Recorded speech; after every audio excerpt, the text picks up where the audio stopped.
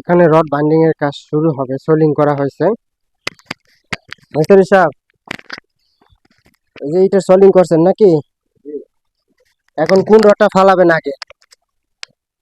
এটা আপনার আগে তো কম্বাইন কোডিং ছিল, এটা 3টা টুকরা ছিল, এখন ডাইরেক্ট করছি আমরা। হ্যাঁ।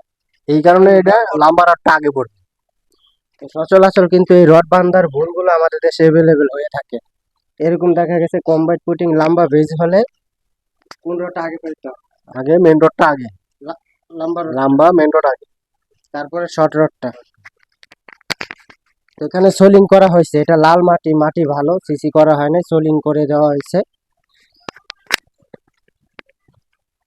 তো অবশ্যই আপনারা যখন একটি বাড়ি ডিজাইন করাবেন, আপনাদের প্রত্যেকটা কাজে ধাপে ধাপে ইঞ্জিনিয়ার ডাকতে হবে এবং কি বাড়ির কাজগুলো খুবই তদারকিভাবে সঠিক ইঞ্জিনিয়ারিং নিয়মে করাইতে হবে। তো এখানে লম্বা রডগুলো আগে পড়বে, তারপর হচ্ছে গিয়ে ছোট রডগুলো পড়বে।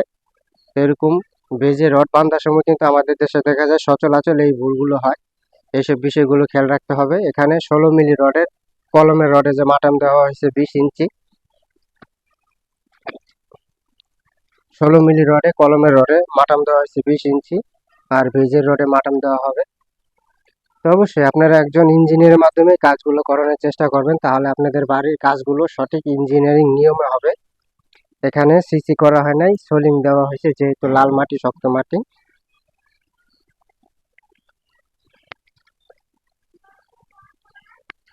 তো এটা ছোট্ট একটা বাড়ি, এখানে 3টা বেজ হবে, 9 পিলারে একটা বাড়ি নির্মাণ হবে। তো সচরাচর আমাদের দেশে যে ভুলগুলো করে সেটা হচ্ছে গিয়া বেজে রড বাইন্ডিং এর সময় অনেক জায়গায়, ঠিক আছে, এই মারাত্মক ভুলগুলো করে। আগে কোন রডটা ফালাইতে হয় এটা কিন্তু অনেকে জানে না। তো আপনারা দেখা গেছে গ্রামে ডুপ্লেক্স বাড়িগুলো করেন, ইঞ্জিনিয়ারদের ডিজাইন করেন ঠিকই, কিন্তু কাজের সময় ইঞ্জিনিয়ার ডাকেন না, তখন ওনারা যেরকম পারে ওইরকম রডগুলো ফালায়। তো এখানে রড বাইন্ডিং এর কাজ শুরু হবে, সোলিং করা হয়েছে।